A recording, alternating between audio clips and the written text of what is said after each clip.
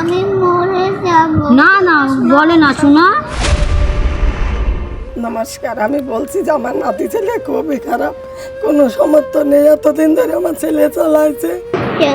ঠাম্মা তুমি দাদু আইছে, ঠাম্মা তুমি আসলে কিন্তু পারিয়ে দিইনি, পারে এখন দেয়ালে পিঠ লিখে গেছে। এখন আপনার সাহায্য ছাড়া কোনো উপায় নেই।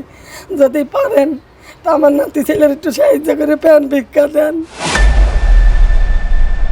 আমার বাড়ির পাশে ছোট্ট ভাই বিপ্র আজ 2 বছর ধরে 2টো কিডনি ডাউন, ঠিক আছে, 2টো কিডনি ডাউন। তো দাদা অনেক দিন ধরে মানে চেষ্টা করছে, নিজের যা সামর্থ্য ছিল তার থেকে চেষ্টা করছিল যাতে ভালো করে ফেলার, কিন্তু এখন এই 2 বছর পরে এখন এসে পুরো নিঃস্ব হয়ে গেছে।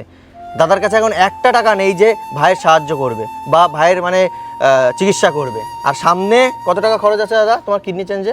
50 থেকে 55 লাখ। 50 থেকে 55 লাখ। 50 থেকে 55 লাখ টাকা খরচ, আর এখন 1টা টাকা নেই। আর ভাইকে মানে এখন বাঁচাতে গেলে এখন সবার সাহায্য দরকার। আর আমি তোমাদের কাছে এইটুকুই মানে হাত জোর করে রিকোয়েস্ট করবো যে তোমরা একটু সাহায্য করো। আমি স্ক্যানার দিয়ে দিচ্ছি, তো তোমরা যতটা পারবা এই ভিডিওটা শেয়ার করো। যার যেরকম সামর্থ্য, 2 টাকা হোক, 5 টাকা হোক, 10 টাকা হোক, যার যা সামর্থ্য আমি স্ক্যানার দিয়ে দিলাম।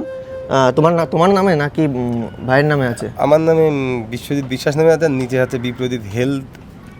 আচ্ছা, আমি স্ক্যানার দিয়ে দিলাম। তো তোমরা যে যা পারো, 5 টাকা পারো, 10 টাকা পারো। একটা সিগারেট খেয়েও মানুষ 7 টাকা উড়িয়ে দেয়, আর একটা মানুষকে ভালো করার জন্য পারবে না 5-10 টাকা দিতে? দাদার দ্বারাই মতো পসিবল না, যা ছিল নিঃস্ব হয়ে গেছে।